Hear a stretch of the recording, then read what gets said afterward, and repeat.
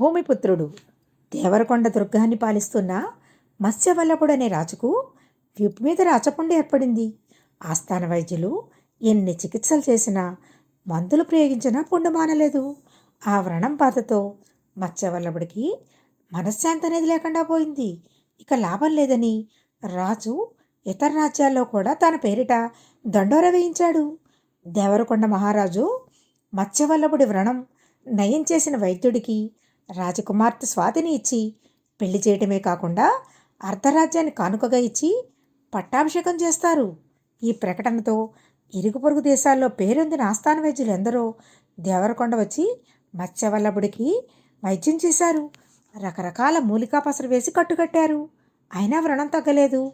చివరకు విజయపూర్ నుంచి శ్రీముఖుడు అనే యువకుడు నల్లమలారణ్యంలో సేకరించిన సంజీవని పత్రాల లేపనంతో మత్స్యవల్లుడి రాజపుండును నయం చేశాడు. మహారాజు పూర్తి ఆరోగ్యవంతుడై స్వస్థత పొందాడు. ప్రకటించిన విధంగా యువరాణి స్వాతిని ఇచ్చి పెళ్లి చేయడానికి దేవరకొండలో అర్ధరాజ్యానికి రాజును చేయడానికి సిద్ధపడ్డాడు మత్స్యవల్లభుడు.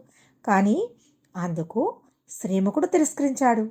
మహారాజా, తాతల నుంచి నేర్చుకున్న వైద్యం మీకు రాచకరూపు మారడానికి ఉపయోగపడింది. అందుకు ఎంతో ఆనందంగా ఉంది. నేను ప్రతిఫలం ఆశించి వైద్యం చేయలేదు. నేను వ్యవసాయం చేసుకుంటూ సంతోషంతో జీవిస్తున్నాను. మీ సత్కారాలు ఏమీ వద్దు అన్నాడు. శ్రీముఖ, నీ ధోరణి నాకు ఆశ్చర్యం కలిగిస్తోంది. సంపద కోసం, అందమైన స్త్రీ కోసం ఎందరో రాజులు యుద్ధాలు చేస్తారు. తమ సైనికులను, గుర్రాలను, ఏనుగులను బలి ఇచ్చి రక్తం ఏరులే పారిస్తారు. అటువంటి అగ్ని పరీక్ష లేకుండా సునాయాసంగా యువరాణి నీ భారీగా వస్తుంటే రాజ్యానికి రాజయ్యే అవకాశం కాళ్ళ దగ్గరికి వస్తే తిరస్కరిస్తున్నావు. ఇది లోక విరుద్ధం. ఎందుకు ఈ అవకాశాన్ని కాదంటున్నావో తెలుసుకోవాలనుకుంటున్నాను అన్నాడు.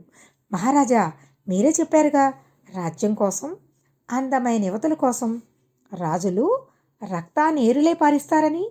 అటువంటి రాజులతో వ్యము నాకెందుకు? ఒకవేళ మీరు ఉదార బుద్ధితో నాకు అర్ధరాజ్యం ఇచ్చినా మీ కుమారుడు రాజబంధువులు ఊరుకుంటారా? నా వంటి సామాన్యుడిని వివాహం చేసుకుని యువరాణి జీవితాంతం సంతృప్తిగా కాపురం చేస్తుందా?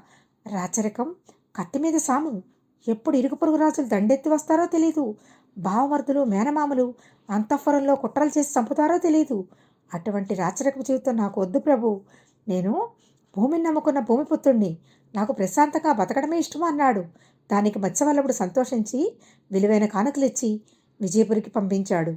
ధన్యవాదములు.